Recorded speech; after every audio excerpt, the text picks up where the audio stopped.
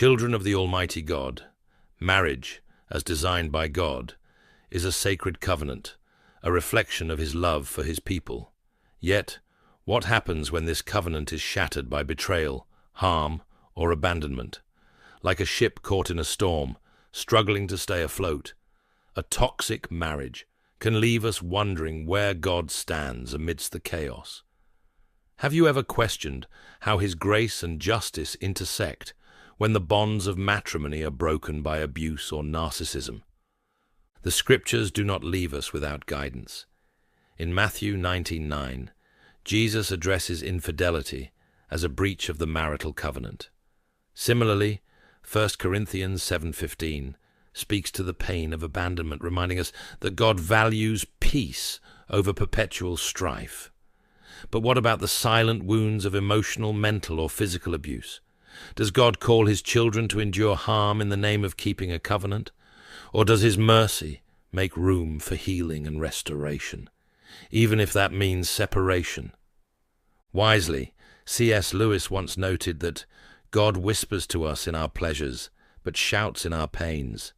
Perhaps, in the struggle of a toxic marriage, He is calling us to deeper discernment, to understand not only His commands, but His heart.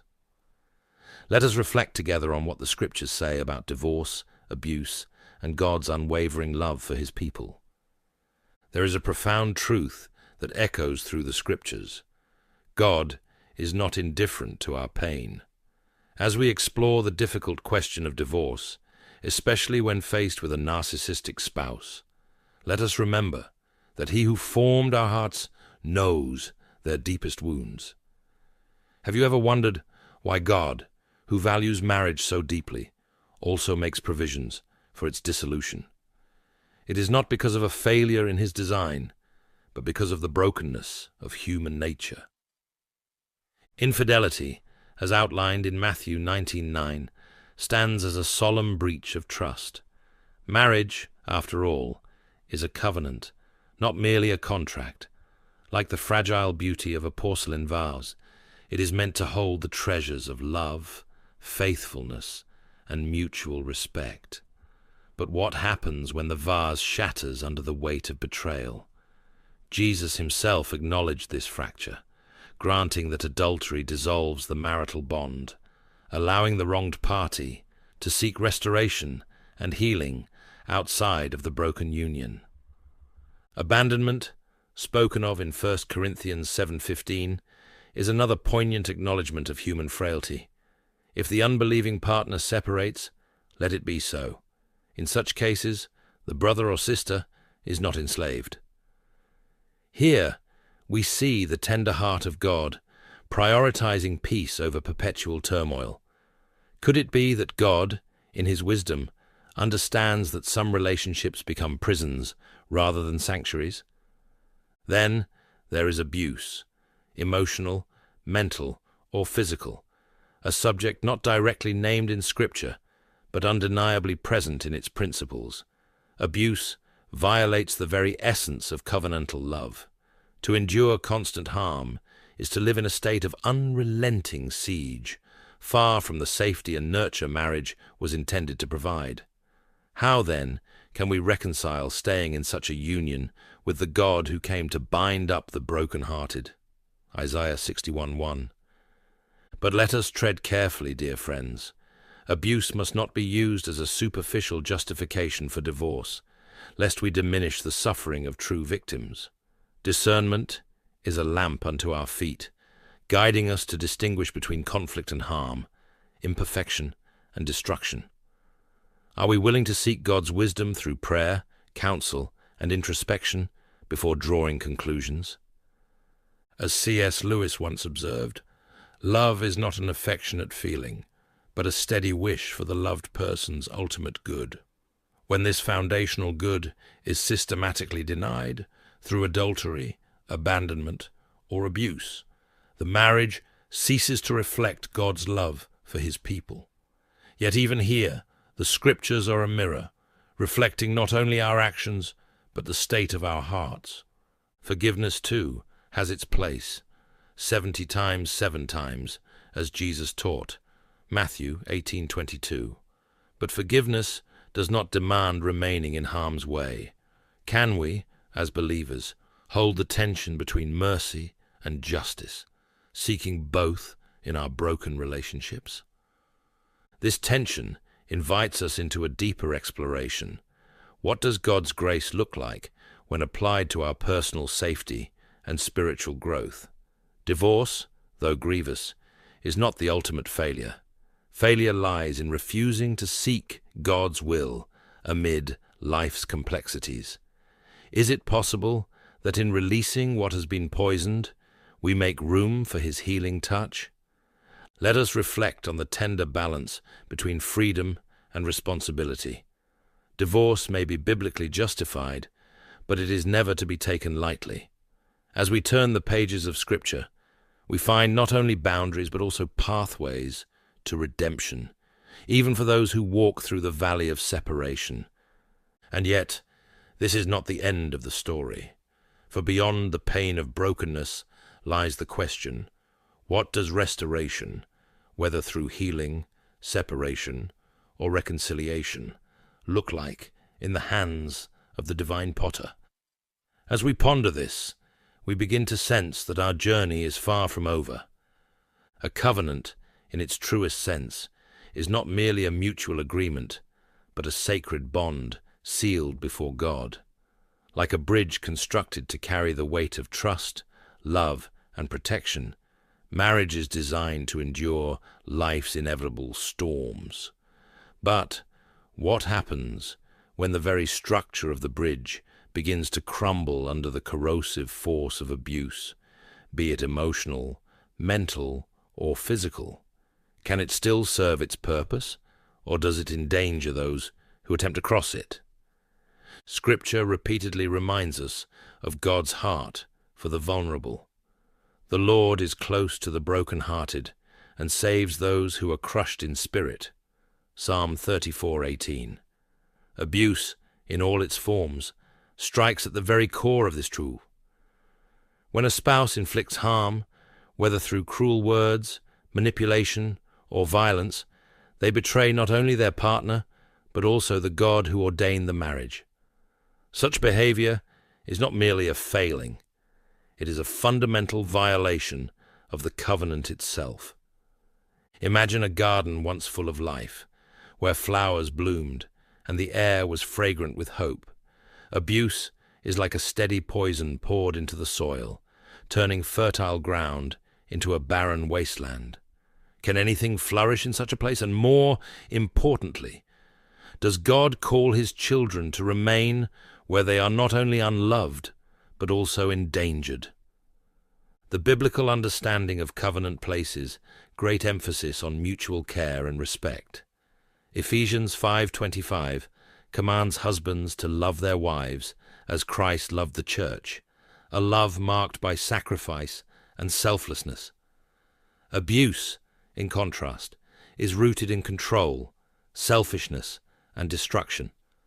When the very essence of a marital bond is severed through harm, does the covenant still hold? Safety is not a secondary concern. It is foundational. To live under constant abuse is to dwell in a state of siege, unable to grow spiritually, emotionally, or even physically. This is not the life God desires for His beloved children. As the Good Shepherd, He leads His flock to green pastures and still waters, not into the shadows of fear and despair. Some might argue that endurance in suffering is a mark of faith, but we must distinguish between the trials allowed by God to shape us and the harm inflicted by another's sin. Is it truly God's will for someone to bear the weight of abuse in silence, or does He call them to seek safety and healing? Just as Christ overturned the tables in the temple to restore its sanctity, might He also support the restoration of dignity and safety in the lives of the abused? To remain in an abusive marriage without intervention is to risk enabling sin, allowing the abuser's destructive behavior to go unchecked. Yet leaving an abusive situation is not an act of vengeance. It is a pursuit of protection, justice, and ultimately restoration.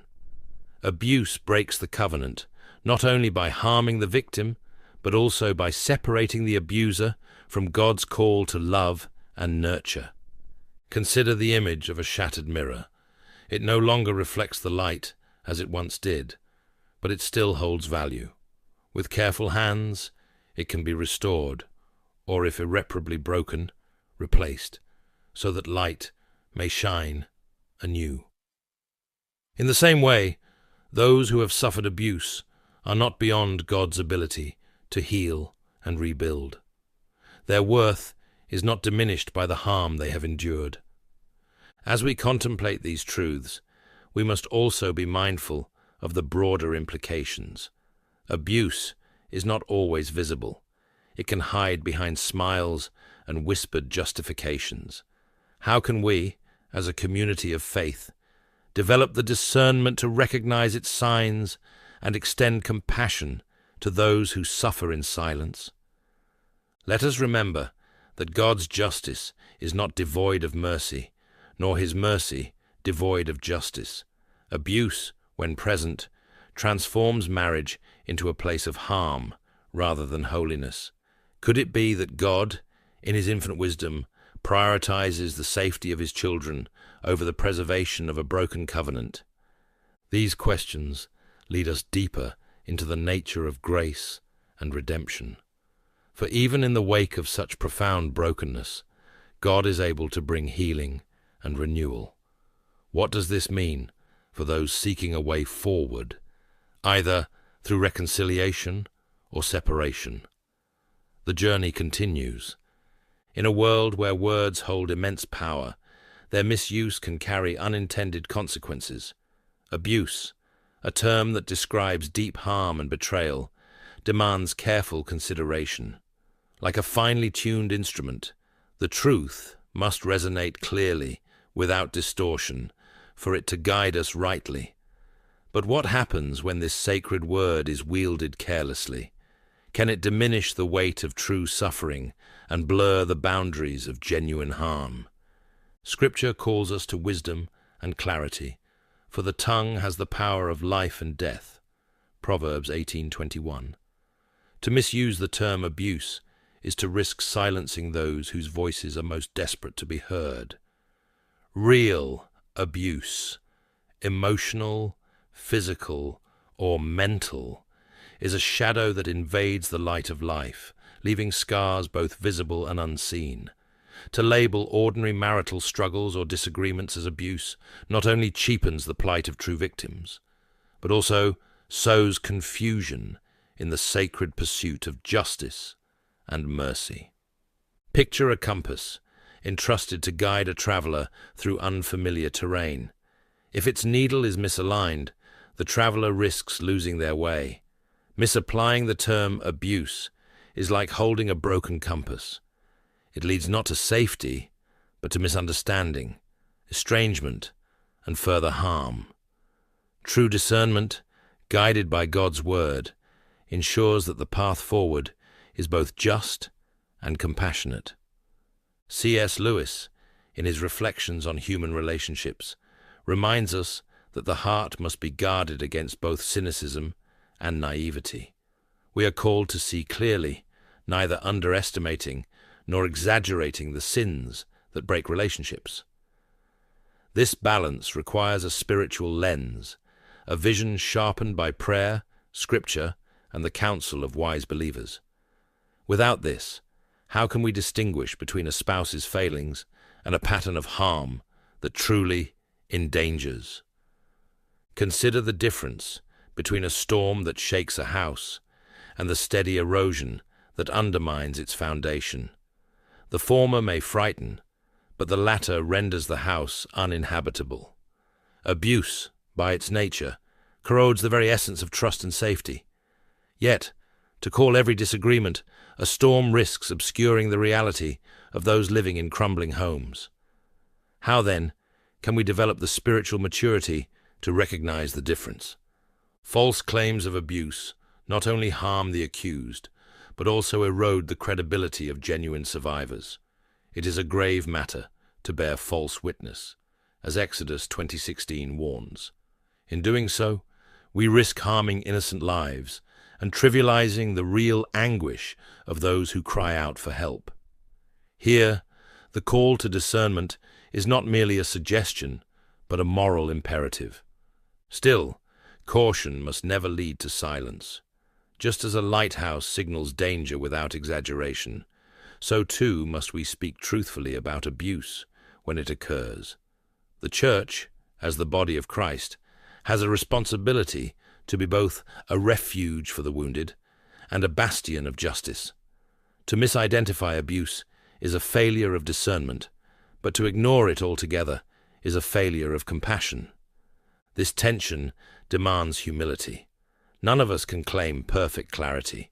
We see through a glass, darkly.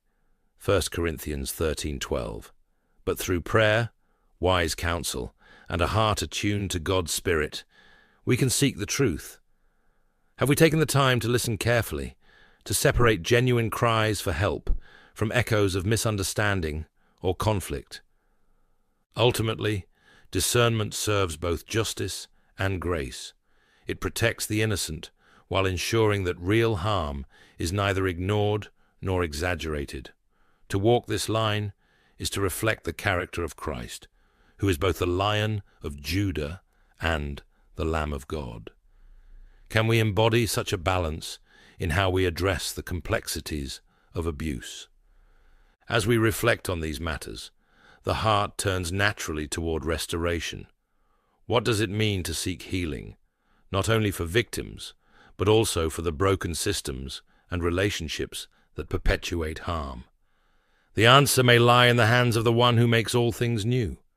Separation, though often seen as a precursor to finality, can also serve as a bridge toward healing. Imagine a tree battered by relentless winds, its branches bent and its roots strained. Pruning the damaged parts, though painful, may allow the tree to recover and thrive once more. In the same way, separation, when pursued with wisdom and purpose, can offer both spouses the space to heal, reflect, and seek God's will afresh. The Scriptures present a picture of reconciliation that is both hopeful and realistic.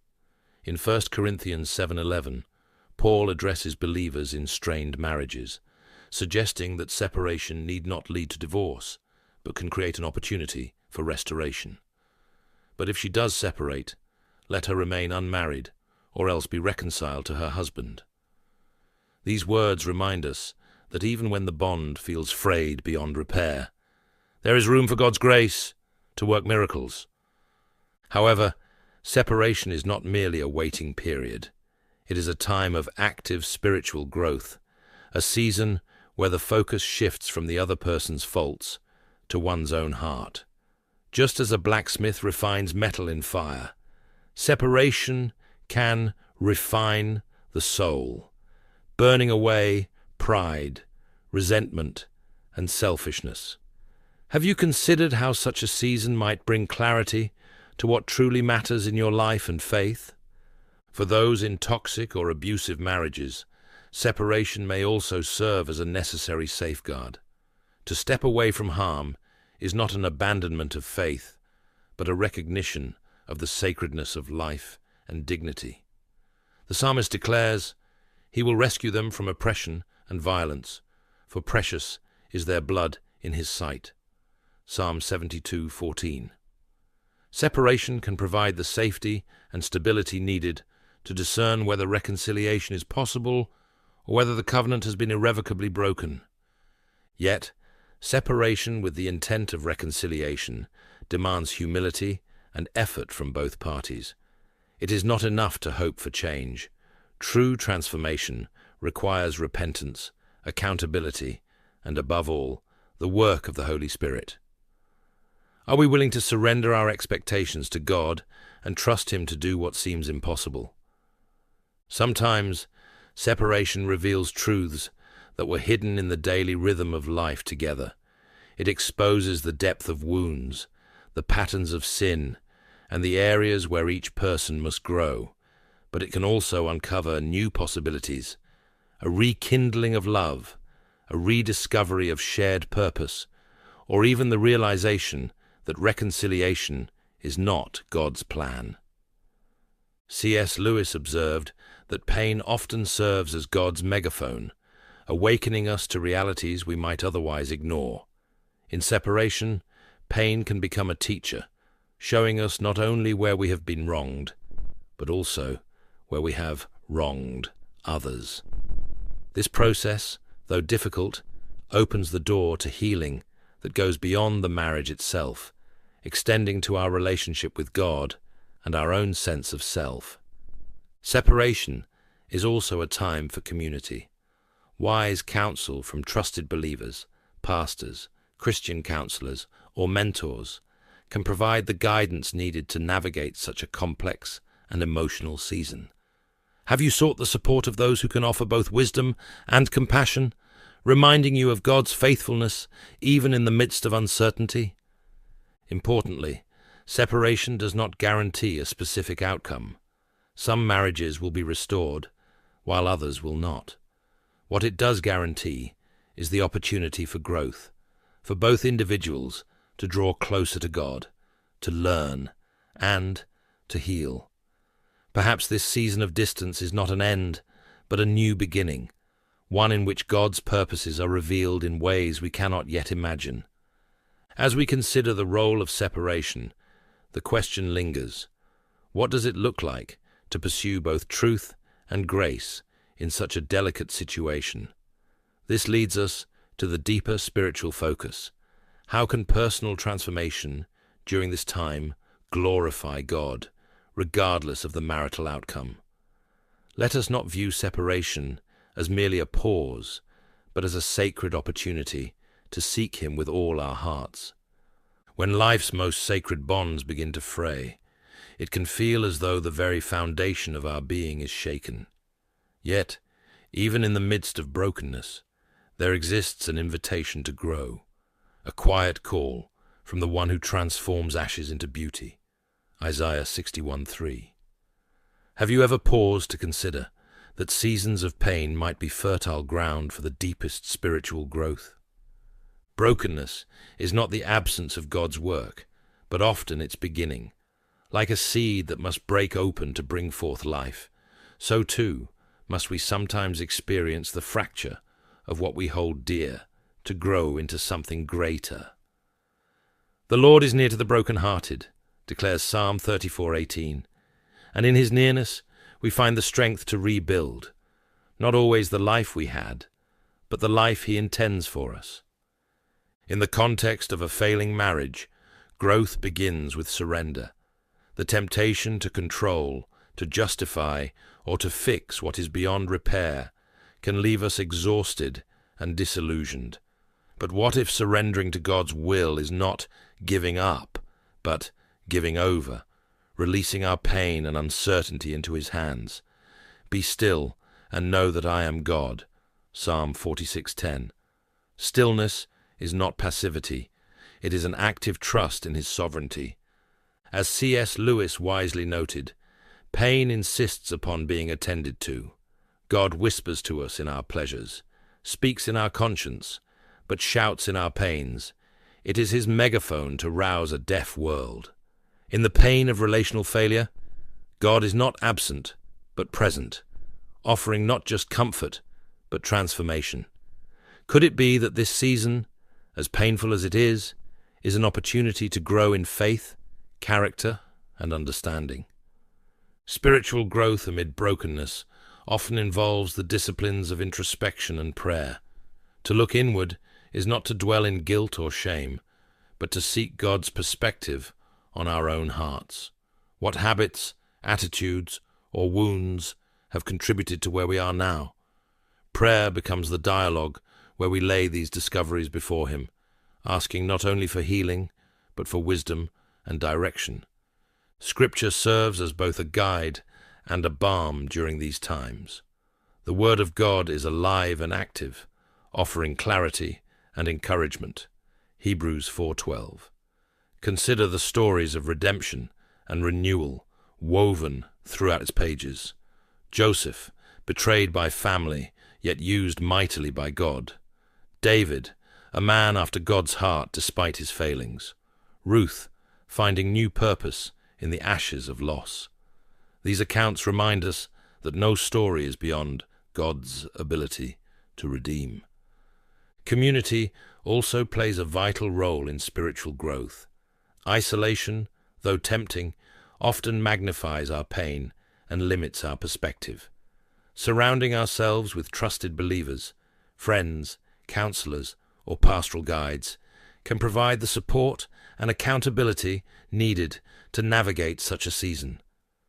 Have you sought the fellowship of those who can remind you of God's promises when you struggle to believe them yourself? In this journey of growth, forgiveness often emerges as a cornerstone. Forgiveness does not excuse sin, nor does it demand reconciliation in every case, but it frees us from the chains of bitterness and resentment. Bear with each other and forgive one another. Forgive as the Lord forgave you. Colossians 3:13. Could it be that in forgiving, we make room for God to heal not only the wounds inflicted by others, but also those within ourselves? As we grow, our perspective begins to shift. What once seemed like insurmountable loss reveals itself as a pathway to greater dependence on God. The pain does not disappear, but it becomes bearable in the light of His presence. Growth, then, is not about escaping the brokenness, but about finding purpose within it. This brings us to a final question. How does spiritual growth amid brokenness prepare us to embrace the future God has planned? Whether that future includes reconciliation, separation, or an entirely new chapter, the promise remains the same. He will never leave us nor forsake us. Deuteronomy 31:6. And in that promise, we find hope to continue forward. Brokenness, while painful, is not the end of the story. It is often in the ruins of what once was that God begins to build something new. Have you considered what steps you might take to embrace His healing, even when the path feels unclear? The journey forward is not about perfection, but about progress, walking in faith, one step at a time. Let this truth resonate deeply. Your value is not diminished by the hardships you faced. God's grace is sufficient, His mercy unending, and His justice sure. As you seek clarity, healing, or even resolution, trust that He's at work in every detail, weaving even the broken strands of life into His perfect plan. What might it look like to rest in His sovereignty today? If this reflection has stirred your heart, share your thoughts in the comments below. Declare His faithfulness in your own words, such as, "God is my healer, and in Him I find strength." And as you do, may your testimony inspire others to walk boldly in the light of His grace.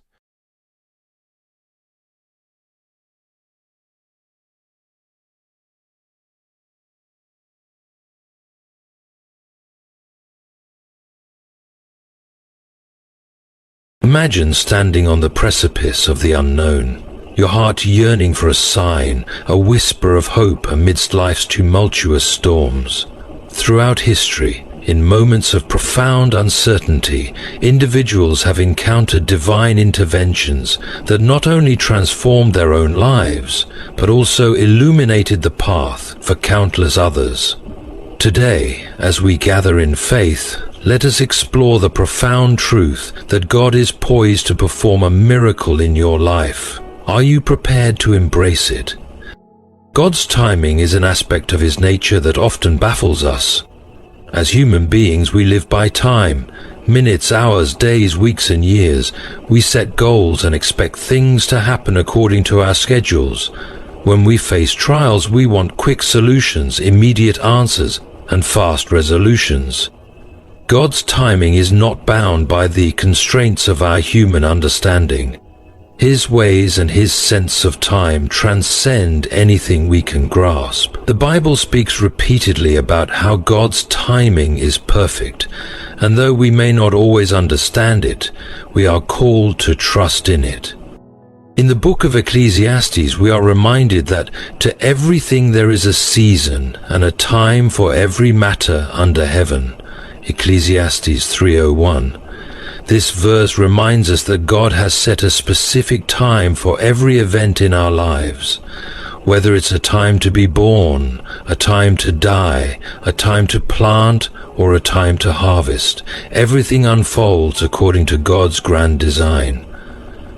At times, we may question why things take longer than expected, or why they don't happen when we think they should.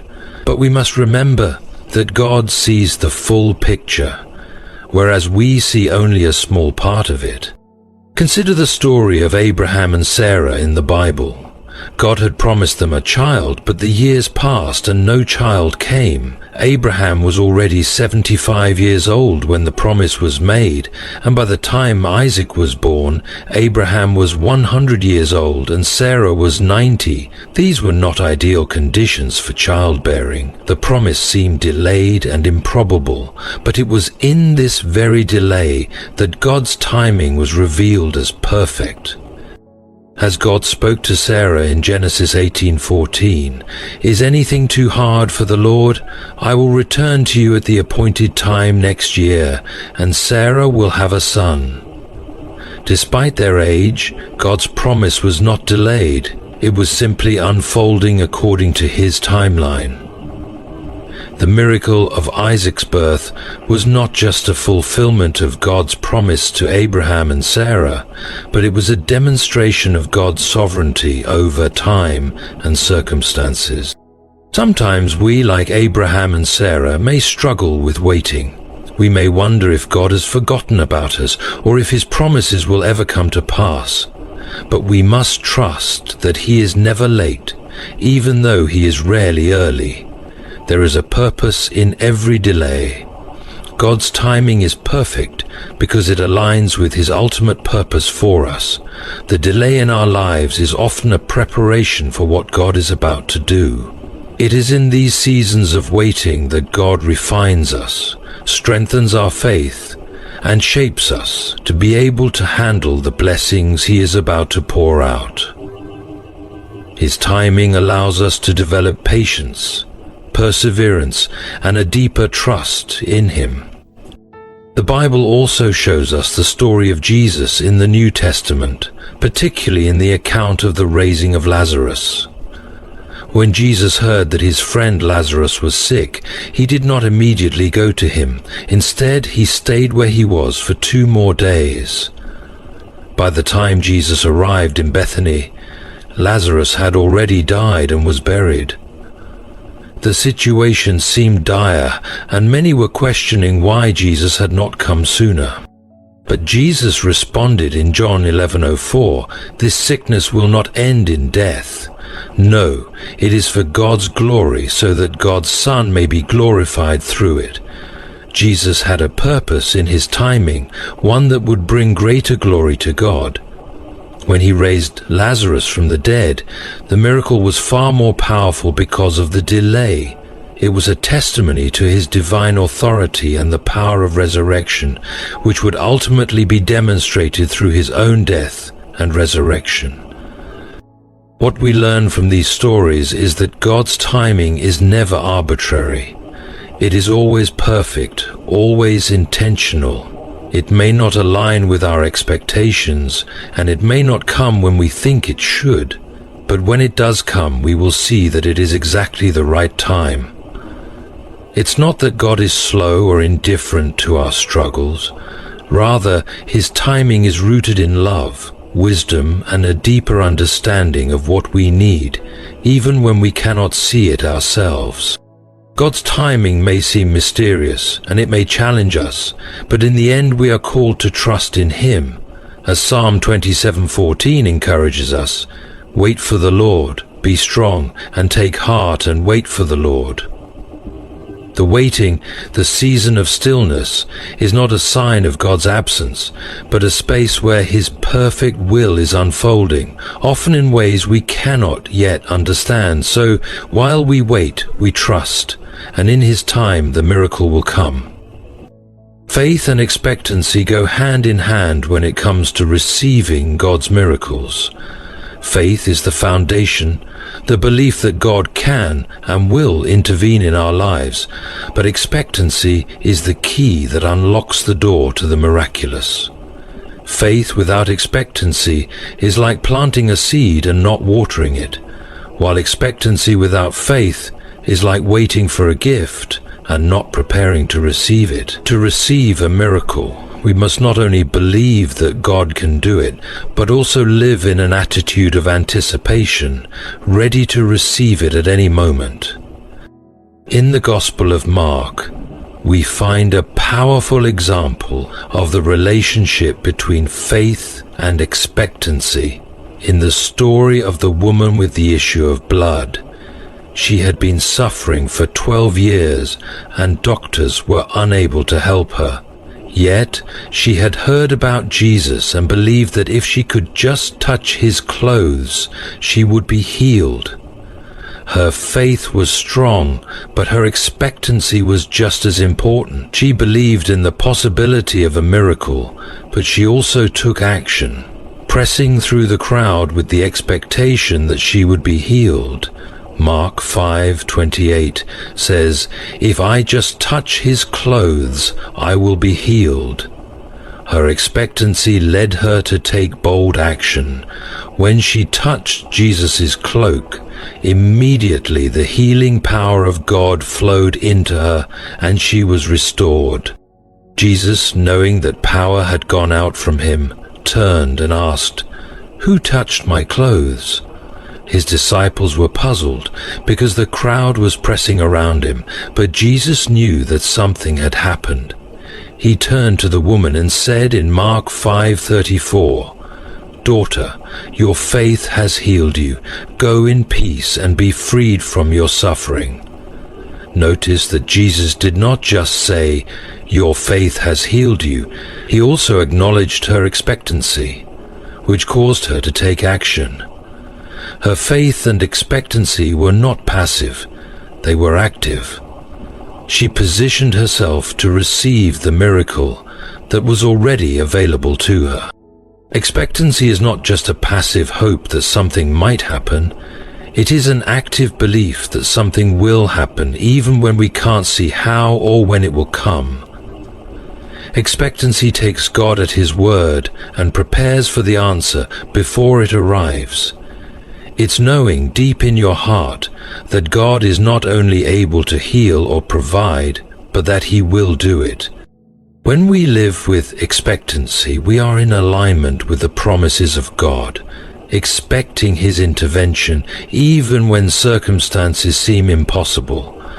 Expectancy also invites us to look for the ways in which God is already working around us. Often we miss the miracle because we are waiting for it to look a certain way or come at a certain time. But when we expect God to move, we are more likely to recognize the ways he is already answering our prayer. In Hebrews 11:1 we read, "Now faith is confidence in what we hope for and assurance about what we do not see." Faith gives us the confidence that God can do what he says he will do, and expectancy is the manifestation of that confidence. When we expect God to act, it shows that we trust in his timing, his power, and his love for us. If we do not expect God to move, it reflects a lack of trust in his ability to fulfill his promises. It is not enough to pray for a miracle if we are not also expecting God to answer. Expectancy builds an atmosphere of faith in which miracles can occur, and it draws us closer to the heart of God, knowing that he is faithful to answer. In the Gospel of Matthew, we also find a similar teaching when Jesus heals the blind men. They cried out to him, saying, "Have mercy on us, Son of David." Jesus asked them, "Do you believe that I am able to do this?" They responded, "Yes, Lord." Then he touched their eyes and said, "According to your faith, let it be done to you." Matthew 9 verse 20. These men had faith, but their expectancy was equally important. Their healing came not just because they believed that Jesus could heal them, but because they believed that He would heal them. They were ready to receive, and their expectancy aligned with their faith, making it possible for God to act. This is the kind of faith and expectancy that we need in our own lives. We must believe in God's ability, but we must also prepare ourselves to receive what He has in store for us. When we live with expectancy, we are actively looking for the ways that God will work, and we are ready to respond when He moves. Faith without expectancy is incomplete. It is like a lamp without a switch, waiting for the light, but unable to turn it on. But when we expect God to move, we align ourselves with His will and invite His miraculous power to manifest in our lives. God's miracles often come in unexpected ways, and part of the process of receiving a miracle is being prepared for the unexpected. We may envision how our prayers will be answered, imagining certain outcomes and solutions that seem logical to us, but God's ways are often far beyond what we can comprehend. Miracles can manifest in ways we did not anticipate, in places we did not expect, and at times that seem inconvenient. This truth calls us to be open-minded and flexible, ready to embrace what God has in store for us, even when it looks different from our plans or expectations. The prophet Elijah experienced this unexpected aspect of God's miracles. When the Lord sent Elijah to the widow in Zarephath during a severe famine, He told Elijah that the widow would provide for him. Upon arriving at the widow's house, Elijah asked for water and bread. However, the widow, who was preparing her last meal for herself and her son, said, "I don't have any bread, only a handful of flour in a jar and a little olive oil in a jug. I'm gathering a few sticks to take home and make a meal for myself and my son, that we may eat it and die." 1 Kings 17:12. At this moment, Elijah asked her to make a small loaf of bread for him first, and then he promised her that the jar of flour and the jug of oil would not run out until the Lord sent rain on the land. The widow's immediate reaction might have been disbelief. She had nothing left, and the idea that a prophet would ask her for the last of her provisions seemed out of touch with her reality. However, when she obeyed, the jar of flour and the jug of oil never ran dry, just as Elijah had promised. This miracle did not unfold in the way the widow would have expected. She was at her lowest point, with no resources left, and yet God chose to work through her in a manner that was not just surprising, but challenging. She had to trust God in the face of extreme uncertainty, and give away the last of what she had. God's miracle was unexpected in every way, the timing, the method, and the channel of provision. Yet, it was in that moment of complete surrender and trust that God provided in abundance, showing that His ways are indeed higher than our ways. In the New Testament, Jesus demonstrated the same unexpected ways of working when He healed a blind man in a peculiar and unanticipated manner. In John 9, Jesus came across a man who had been blind from birth. Instead of simply speaking a word or laying His hands on the man, Jesus made mud from his saliva and applied it to the man's eyes, telling him to wash in the pool of Siloam. The man followed Jesus' instructions, and as a result, he received his sight. John 9:6-7. The healing of this blind man is one of many examples where Jesus worked in ways that defied conventional expectations. Healing by mud and saliva was not a method anyone could have predicted, and the man's obedience was a significant part of the miracle. Jesus didn't just heal the man's eyes, He also invited him to participate in the miracle by following His unusual instructions. Both stories remind us that God's miracles are not constrained to our understanding of how things should unfold. When we think of miracles, we may envision instant transformations or solutions that fit our comfortable, predetermined expectations. But often God requires that we step out of our comfort zones, take actions that seem unwise to the world, and trust Him even when the path seems unclear or unusual. We must be prepared to receive God's answer, in whatever form it comes, no matter how unconventional or unexpected. The widow had to let go of her own plan for survival and trust God's provision. The blind man had to obey Jesus' strange command, even though it made no logical sense to him. In both cases, the miracle came only after the individual stepped into the unknown and acted in faith. Isaiah 55:8-9 reminds us of this divine mystery. For my thoughts are not your thoughts, neither are your ways my ways, declares the Lord. As the heavens are higher than the earth, so are my ways higher than your ways, and my thoughts than your thoughts. This verse underscores the truth that we cannot always predict how God will act in our lives, but we are called to trust Him even in the uncertainty. If we can open our hearts to the unexpected, we may just find that God's plan is far greater and more beautiful than we could have ever imagined. When we face the unknown, it is easy to become discouraged, to question if God is really in control, or to become frustrated that things aren't happening the way we hoped. But the Bible calls us to a different posture. We are invited to be open, to be ready to receive what God has for us, no matter how unconventional or surprising it may be. We must learn to trust God's methods, even when they don't make sense, because His timing and ways are always perfect. When we embrace the unexpected, we make room for God to work in ways that exceed our wildest expectations.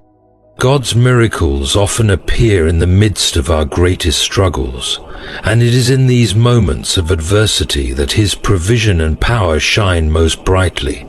Throughout Scripture, we see that God's faithfulness is most evident when His people face impossible circumstances, when they are surrounded by chaos, or when there seems to be no way forward. It is in the storm, in the crisis, that God's miracles often occur, revealing His ability to deliver us from our deepest fears and darkest times. These moments are not only opportunities for us to experience His provision, but they also serve as profound reminders that God is present with us in every storm, guiding us through it and transforming us by it. One of the clearest examples of God's provision in the storm is the story of the Israelites crossing the Red Sea. After being delivered from slavery in Egypt, the Israelites found themselves trapped between the pursuing Egyptian army and the impassable Red Sea. In Exodus 14:10, we see the people in a state of panic. As Pharaoh approached, the Israelites looked up, and there were the Egyptians marching after them. They were terrified and cried out to the Lord. They had no way of escaping, and all seemed lost. At this moment of utter despair, when the situation appeared impossible, God intervened. He instructed Moses to stretch out his hand over the sea, and when he did, God caused the waters to part, allowing the Israelites to walk through on dry land. The miracle was not just a display of God's power, but a profound demonstration of His ability to provide a way when there seemed to be none. God's provision in the storm is not always as dramatic as parting a sea, but it is just as real. Consider the story of Jesus calming the storm in the Gospel of Mark. One evening, after a long day of teaching, Jesus and His disciples set out across the Sea of Galilee in a boat. Suddenly, a violent storm arose, and the disciples were terrified. The waves were crashing into the boat, and they feared for their lives. In Mark 4:38, we see their panic. "Teacher, don't you care if we drown?" In the midst of their fear, Jesus was asleep in the stern of the boat. When the disciples woke him, he stood and rebuked the wind and the waves, saying, "Quiet, be still." Mark 4:39. Immediately the storm ceased, and there was great calm. Jesus then asked them, "Why are you so afraid? Do you still have no faith?" Mark 4:40. This moment reveals the heart of God in the storm. The disciples were anxious, but Jesus was at peace. He was not unaware of their fear or the severity of the storm. He was simply showing them that the storm was no match for his power. In both of these stories, the storms were real. The Israelites were genuinely facing an army that wanted to destroy them, and the disciples were caught in a fierce, life-threatening storm. But in both cases, God's provision did not come after the storm passed. It came in the middle of the storm, when there was no apparent solution. God's miracles often occur not after the problem has been solved, but in the very midst of it. It is in the storm that we see the power of God most clearly, when we are at our weakest, when our own resources have been exhausted, and when we have nowhere else to turn. Psalm 46:1 tells us, "God is our refuge and strength, an ever-present help in trouble." This verse serves as a reminder that God is not distant during our times of trouble. He is near. In our storms, he is present, offering us his peace and strength, even when we cannot see the way forward. His help may not always come in the form we expect, but it always comes at the right time. Often, his miracle is not the absence of the storm, but his presence in the storm, giving us the courage to endure and the hope that he is working things out for our good. The Apostle Paul, too, experienced God's miraculous provision in the midst of hardship. In 2 Corinthians 12:9, Paul speaks of the thorn in the flesh that plagued him. Despite praying earnestly for relief, God did not remove the thorn. Instead, God responded, "My grace is sufficient for you, for my power is made perfect in weakness." Paul then declared, "Therefore I will boast all the more gladly of my weaknesses, so that the power of Christ may rest upon me." God's provision in this case was not the removal of the struggle, but the empowerment to endure through it. In our own storms, we may not always receive the miracle of immediate deliverance, but we can receive God's strength to carry us through. This kind of provision is just as powerful, for it allows us to see that even in the storm, God is still working, still present, and still faithful. When we are in the midst of life's most difficult moments, we are invited to trust that God is with us in the storm. His miracles may not always come in the way we expect, but they will come. Whether through divine intervention, peace in the midst of chaos, or strength to endure, God's provision is certain. It is in the storm that we discover the depth of his love and the power of his presence. And it is in those moments of hardship that we learn to trust him more deeply. Prayer is the lifeline that connects us to the divine, a sacred dialogue through which we align our hearts with God's will and open ourselves to his miraculous interventions. Throughout Scripture, we witness the profound relationship between earnest prayer and the manifestation of God's power in the lives of his people. This connection underscores the importance of approaching God with faith and persistence, trusting that he hears our petitions and responds in accordance with his perfect wisdom. One of the most compelling illustrations of prayer preceding a miracle is found in the story of Hannah, the mother of the prophet Samuel. Hannah was deeply distressed by her inability to conceive a child, a situation that brought her great sorrow and societal reproach. In her anguish, she turned to the Lord in fervent prayer. 1 Samuel 1:10 describes her state. In her deep anguish, Hannah prayed to the Lord, weeping bitterly. She made a vow, promising that if God granted her a son, she would dedicate him to the Lord's service all the days of his life. Hannah's prayer was not a casual request, but a heartfelt plea, marked by sincerity and deep emotion. Her unwavering faith and earnest supplication moved the heart of God, leading to the birth of Samuel, who would become a pivotal figure in Israel's history. This narrative exemplifies how sincere prayer can lead to divine intervention, transforming personal despair into profound joy and purpose.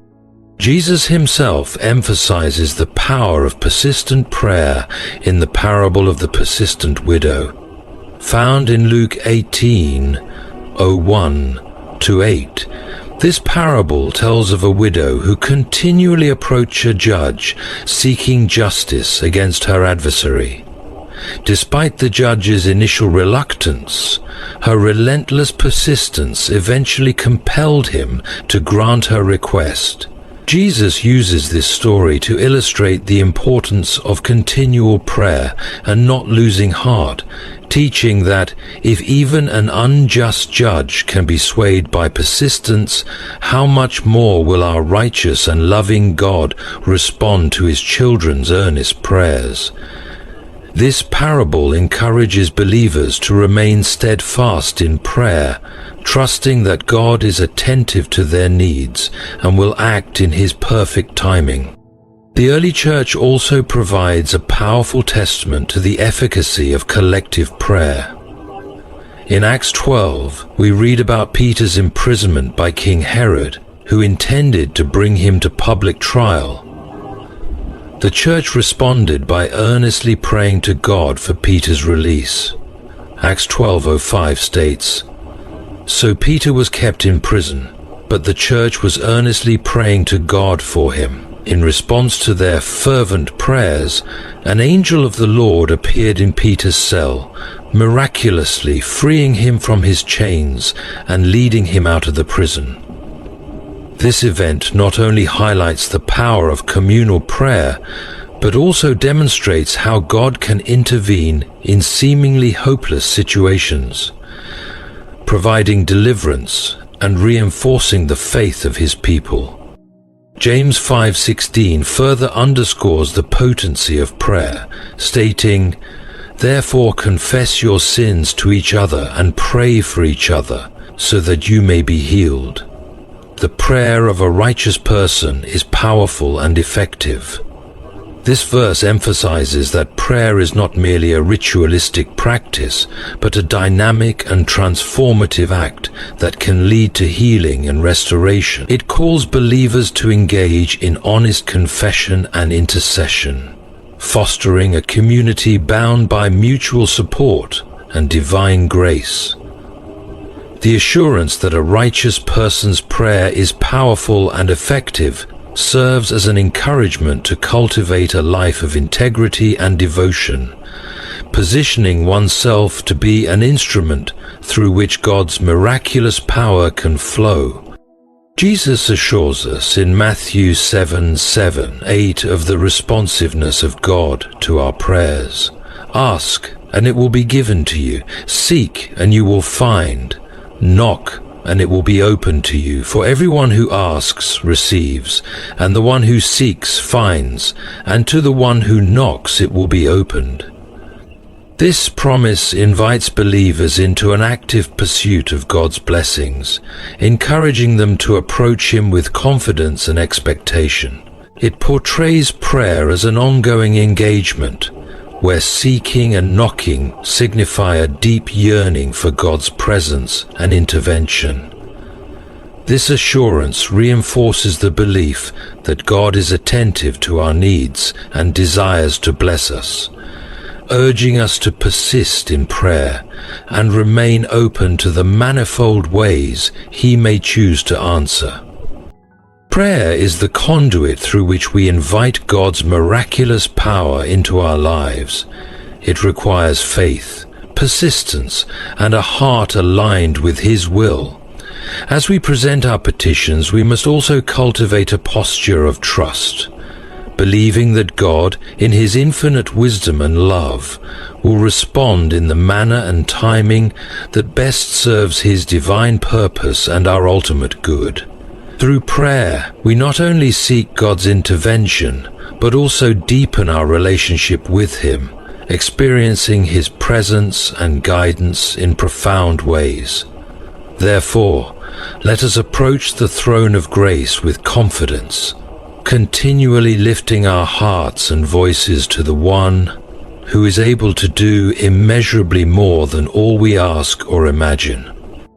Throughout the tapestry of human history, God's miracles have served not only as manifestations of His power and love, but also as compelling testimonies that draw others toward faith. When we experience divine intervention, these moments become profound narratives that, when shared, can illuminate the path for others, guiding them toward belief and trust in the Almighty. The act of sharing our personal encounters with God's miraculous works transforms individual experiences into collective affirmations of His presence and sovereignty. In the early church, the apostles' testimonies of Christ's resurrection and the accompanying miracles played a pivotal role in the rapid spread of Christianity. Acts 4:33 recounts, "With great power, the apostles continued to testify to the resurrection of the Lord Jesus, and God's grace was so powerfully at work in them all." Their unwavering witness, bolstered by signs and wonders, validated their message and drew multitudes to the faith. These accounts highlight that personal testimonies, when coupled with the evidence of God's power, can have a transformative impact on entire communities. The Apostle Paul, once a fervent persecutor of Christians, experienced a life-altering miracle on the road to Damascus. This profound encounter not only redefined his life's mission, but also became a cornerstone of his ministry. In Galatians 1:23-24, Paul reflects on the reactions to his transformation. They only heard the report. The man who formerly persecuted us is now preaching the faith he once tried to destroy. And they praised God because of me. Paul's testimony of God's miraculous intervention became a powerful tool in his evangelistic efforts, demonstrating that no one is beyond the reach of divine grace. In contemporary times, personal testimonies of God's miracles continue to serve as beacons of hope and faith. When individuals share their experiences of healing, provision, or divine guidance, they offer tangible evidence of God's active involvement in the world today. These narratives can inspire others to seek God earnestly, fostering an environment where faith can flourish.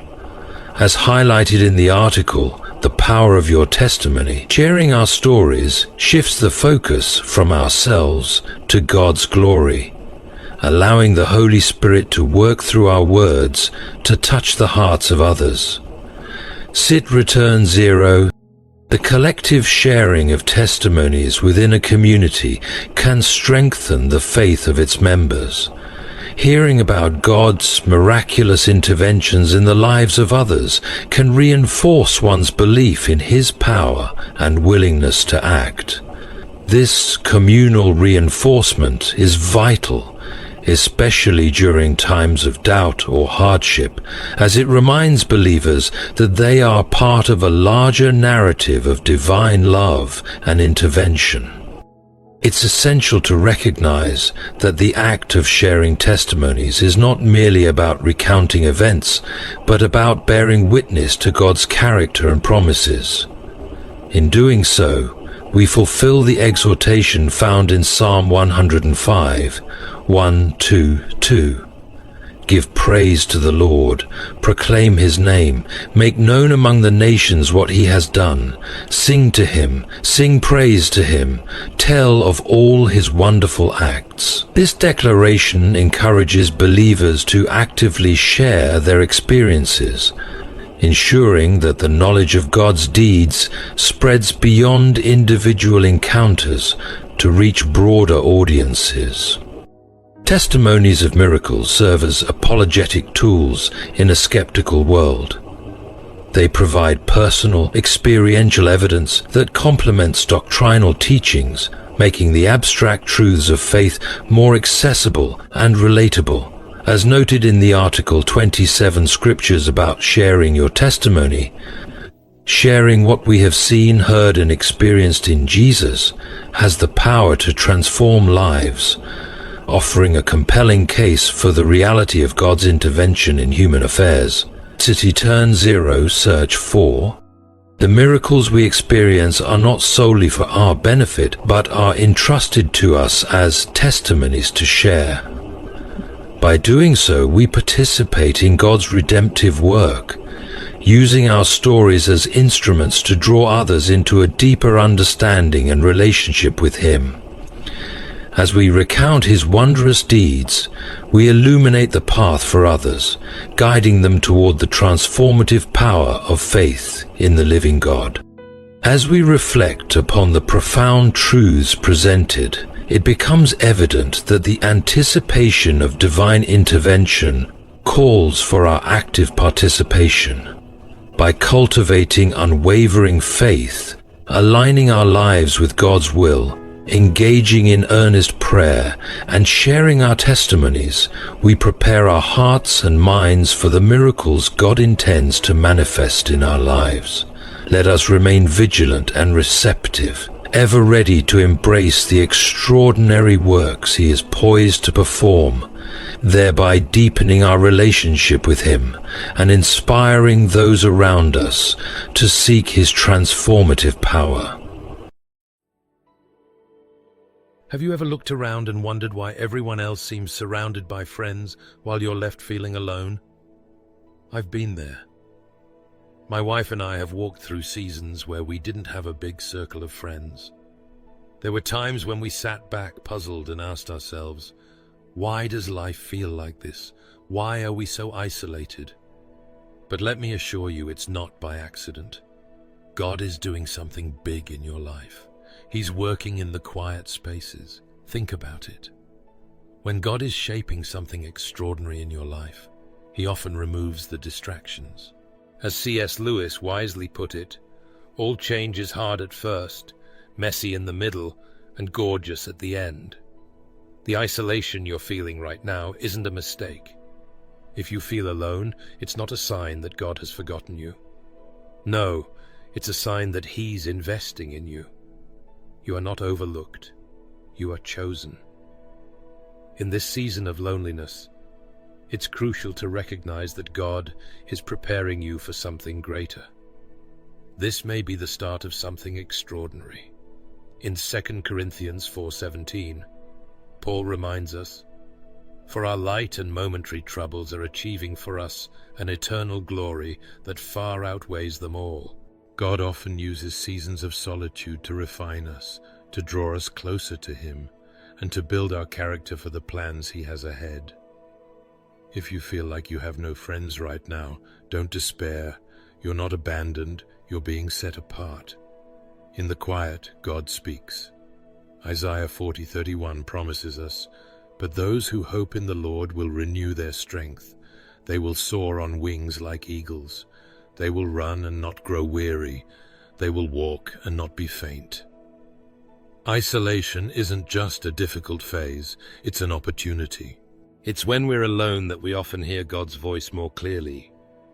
Proverbs 18:24 tells us, "One who has unreliable friends soon comes to ruin, but there is a friend who sticks closer than a brother." In this season of solitude, God is calling you to deepen your relationship with Him, to trust that He is the friend who will never leave you nor forsake you. Hebrews 13:5. If you're in a time of isolation, it's because God needs your focus. He's preparing you, and though it might feel lonely right now, He's doing something big. As C.S. Lewis also said, God whispers to us in our pleasures, speaks in our conscience, but shouts in our pains. It is His megaphone to rouse a deaf world.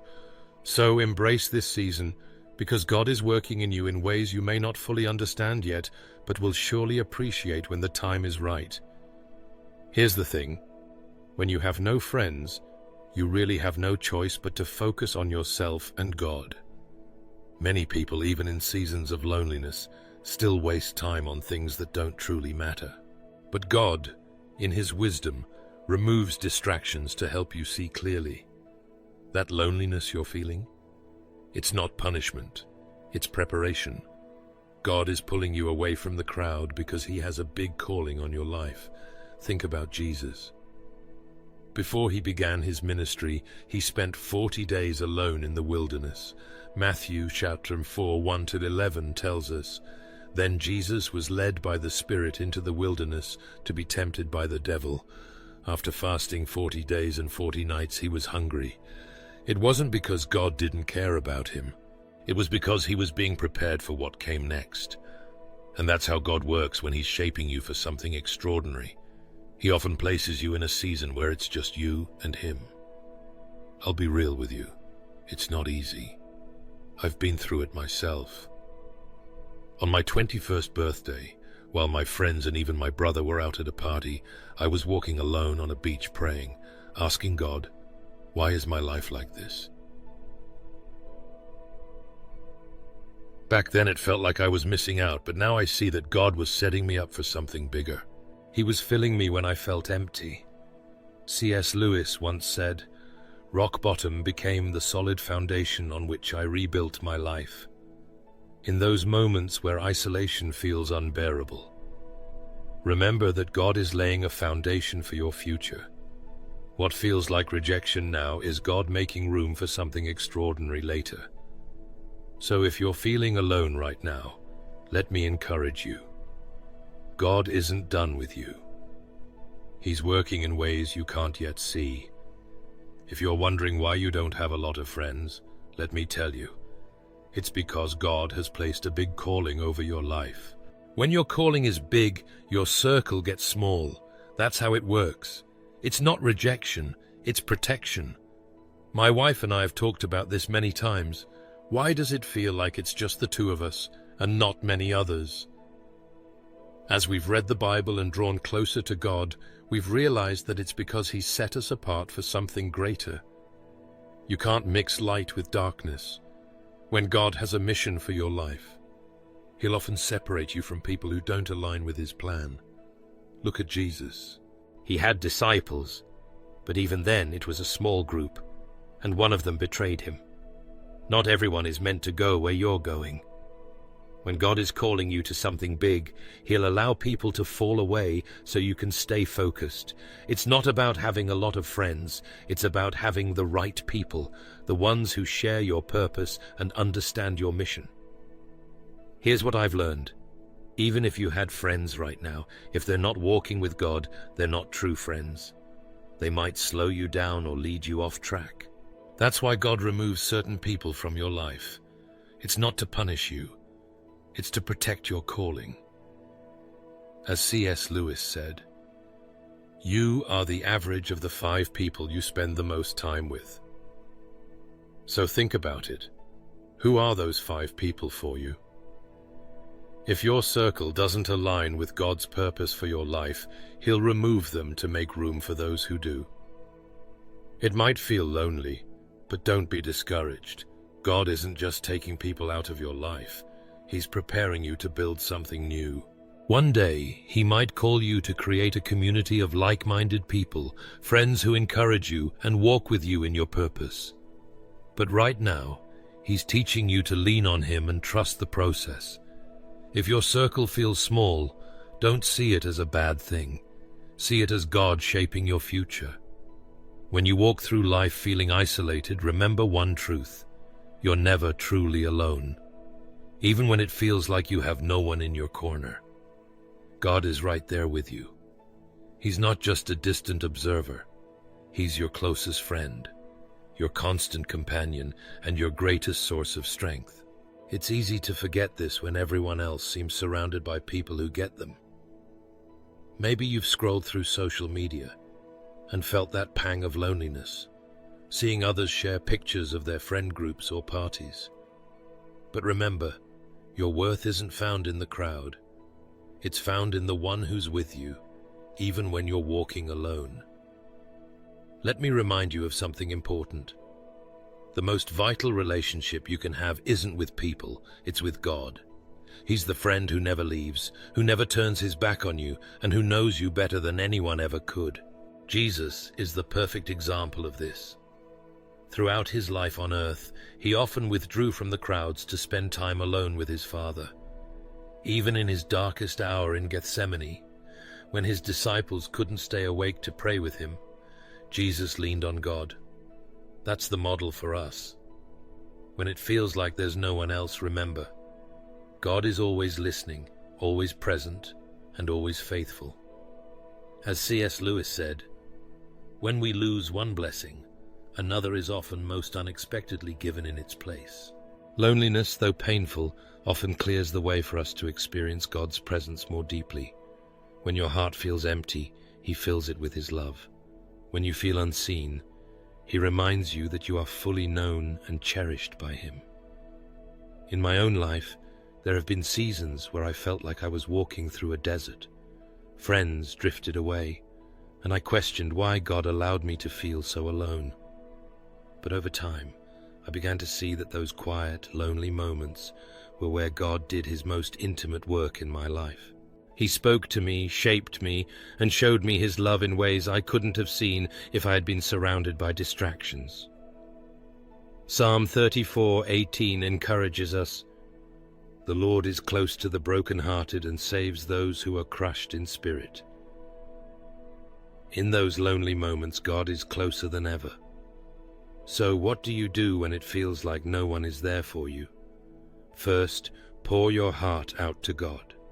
Tell him how you feel. He can handle your honesty. Psalm 62:8 says, "Trust in him at all times, you people. Pour out your hearts to him, for God is our refuge."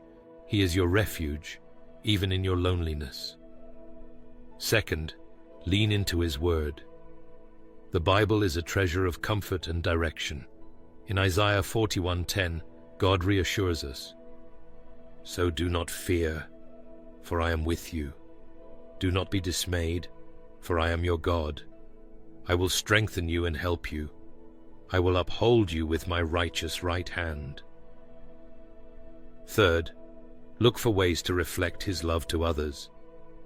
When you focus on loving God and serving others, you'll find that your loneliness begins to transform into purpose. God is not just a fallback when other relationships fail. He is the foundation of every relationship. What if the loneliness you're feeling isn't something happening to you, but something God is doing for you? It's hard to see it in the moment, but sometimes isolation is one of God's greatest acts of protection. He's not just pulling you away from people. He's shielding you from harm and keeping you aligned with his purpose. Proverbs 3:5-6 reminds us, "Trust in the Lord with all your heart and lean not on your own understanding. In all your ways submit to him, and he will make your paths straight." That's the same thing God does for us. Sometimes the people who leave our lives or the situations that isolate us are God's way of protecting our future. As C.S. Lewis once said, "When someone shows you who they are, believe them the first time." God sees what we can't. He knows who belongs in our journey and who might lead us astray. He removes people not to hurt us, but to guard the calling he's placed over our lives. I've experienced this myself. There was a time when I was surrounded by people who seemed supportive, but over time, their true intentions came to light. They weren't bad people, but their presence was holding me back, distracting me from what God wanted me to do. When those relationships ended, it was painful, but looking back, I can see how much peace and clarity followed. Isaiah 55, 8-9 tells us, "For my thoughts are not your thoughts, neither are your ways my ways, declares the Lord. As the heavens are higher than the earth, so are my ways higher than your ways, and my thoughts than your thoughts." Trust that God's ways are higher than ours, and even when we don't understand, He is always working for our good. God was protecting me from things I didn't even know were dangerous at the time. So if you're feeling isolated, here's the truth. God isn't rejecting you. He's redirecting you. He's clearing out relationships and situations that could derail you from your purpose. He's creating space for the right people to enter your life. People who will walk with you, encourage you, and help you grow. What can you do during this season of isolation? First, trust that God's perspective is greater than yours. He sees what's ahead when we can only see what's right now. Proverbs 3, 5-6 reminds us, "Trust in the Lord with all your heart and lean not on your own understanding. In all your ways submit to Him, and He will make your paths straight." God knows what's best for you, even when you can't see it. Second, pray for discernment. Ask God to show you the purpose behind your isolation and to prepare your heart for what's coming next. James 1:5 encourages us, "If any of you lacks wisdom, let him ask of God, who gives to all liberally and without reproach, and it will be given to him." God will give you wisdom in this season, and He will help you understand His plan for you. Finally, embrace the quiet. Use this time to deepen your relationship with God and allow Him to shape you for the future. Psalm 46:10 says, "Be still and know that I am God." In moments of solitude, God invites you to rest in His presence and trust His process. Isolation might feel uncomfortable, but it's one of God's most loving tools. He's not just protecting you from harm, He's preparing you for your purpose. As C.S. Lewis once said, "God whispers to us in our pleasures, speaks in our conscience, but shouts in our pains. It is His megaphone to rouse a deaf world." When we feel isolated, God speaks loudly and clearly to us, and in those moments, He's shaping us into who we need to become. If you're feeling lonely and wondering why your life feels this way, let me tell you something. It's not a mistake. God is doing something big in your life, and the isolation you're experiencing right now is part of His bigger plan. It may not feel good in the moment, but trust me, He's working behind the scenes. Think about Moses. For 40 years he lived in the wilderness after leaving Egypt. He probably felt like he was stuck, like his life was going nowhere. But what was really happening? God was using that time to prepare him for something incredible, leading His people out of slavery. The time in isolation wasn't wasted. It was part of the process. The same is true for you. I've been there myself. There were seasons in my life when I felt like nothing was happening. I didn't have a big group of friends, and I wasn't sure why my life seemed so quiet. But looking back, I can see that God was working in those moments. He was preparing me, teaching me, and setting things in motion for what was coming next. Romans 8:28 reminds us, "And we know that in all things God works for the good of those who love Him, who have been called according to His purpose." Even in the quiet, God is working. Even in the loneliness, God is preparing you for something extraordinary. Here's the thing. God has a purpose for your life that's bigger than you can imagine. And sometimes that means He has to take you through a season of isolation to get you ready for what's next. He's not punishing you. He's preparing you. He's clearing the path so that when the right people, opportunities, and moments come along, you'll be ready to walk in them. As C.S. Lewis once said, "When we are no longer able to change a situation, we are challenged to change ourselves." That's exactly what God is doing in your life right now. He's using this time to change you, to shape you, and to help you grow. The loneliness you feel right now? It's not the end. It's the beginning of something bigger, something extraordinary that God is preparing you for. If you're wondering what to do during this time, here's my advice. Focus on God. Spend time in prayer, even when it feels hard. Psalm 5:3 encourages us to, "In the morning, Lord, you hear my voice. In the morning I lay my requests before you and wait expectantly." Prayer is a way to center yourself and invite God into the process. Dive into His Word and let Him speak to you. Hebrews 4:12 reminds us, "For the Word of God is alive and active, sharper than any double-edged sword. It penetrates even to dividing soul and spirit, joints and marrow. It judges the thoughts and attitudes of the heart." God's Word is powerful, and it will help guide you through the quiet moments. Ask God what He's trying to teach you in this season.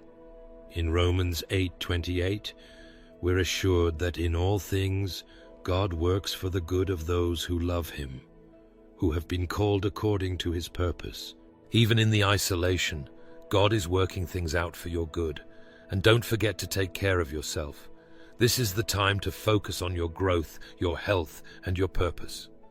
I know it can feel like you're missing out, but let me remind you, God is always on time. He knows exactly what He's doing. Ecclesiastes 3:11 tells us, "He has made everything beautiful in its time. The people you need will come into your life at the right moment. The opportunities you've been waiting for will open when you're ready to step into them. Until then, trust that God is working everything together for your good. Your isolation isn't the end of the story, it's part of the process. As Isaiah 55:8-9 says, "For my thoughts are not your thoughts, neither are your ways my ways, declares the Lord. As the heavens are higher than the earth, so are my ways higher than your ways, and my thoughts than your thoughts." Trust that God's plan is bigger than what you can see right now. Hold on, trust the plan, and know that God is setting you up for something extraordinary. Just keep walking in faith, and you'll see it all come together in His perfect time. Let us pray.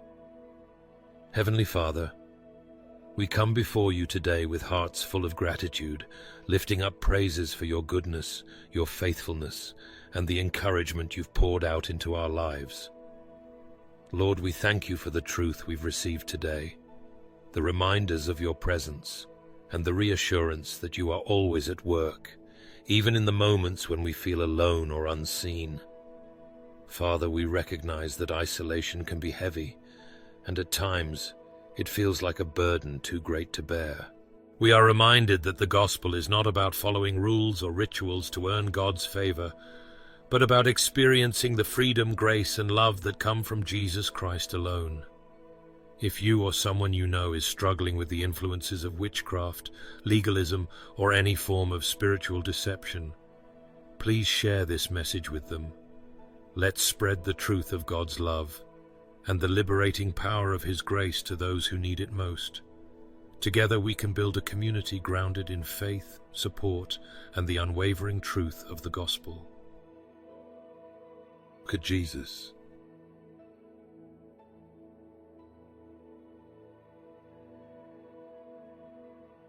When the world feels silent, may we learn to hear your voice more clearly in the stillness. May we recognize that you are our closest friend and constant companion, always ready to comfort, guide, and strengthen us. Lord, you remind us in your word that you are near to the brokenhearted, and you save those who are crushed in spirit. For those who feel lonely today, pour out your peace upon them. Surround them with your love and warmth, and let them know that they are never truly alone.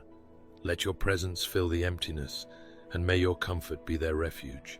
When the weight of isolation feels unbearable, remind them that you are always faithful, even when the full picture is hidden from view. Father, we thank you for the incredible plans you have for each one of us, plans to prosper us, to give us hope and a future, as you promised in Jeremiah 29:11. We surrender our lives into your hands, trusting that you are orchestrating every detail, even the moments of silence, to bring about your perfect will in our lives. We declare that we trust you completely, even when we don't understand why things unfold the way they do. Help us to lean into your faithfulness and find peace in your timing.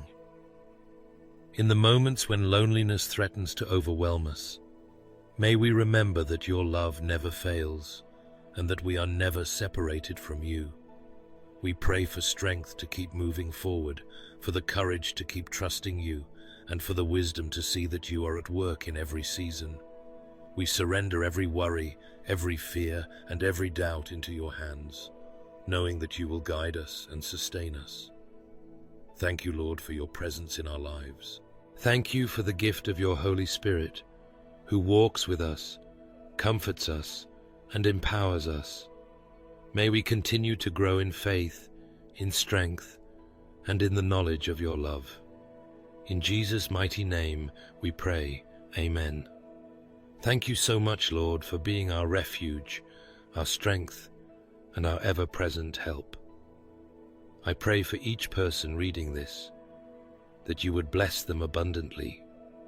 May they be reminded today that you are always working, even in the quiet moments, and that they are never truly alone. Be their strength, their peace, and their comfort. Be blessed, stay strong, and remember that you are deeply loved and never alone in God's care.